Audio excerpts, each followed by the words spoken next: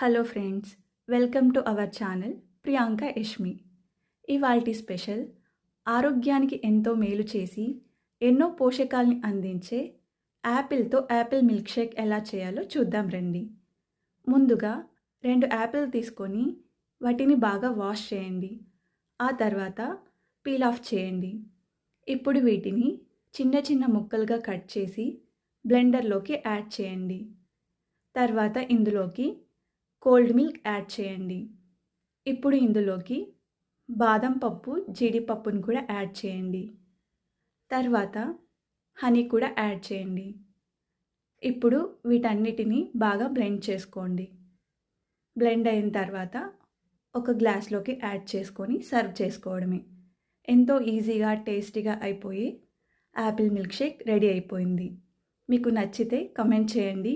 అలాగే మన ఛానల్ని సబ్స్క్రైబ్ చేసుకోండి.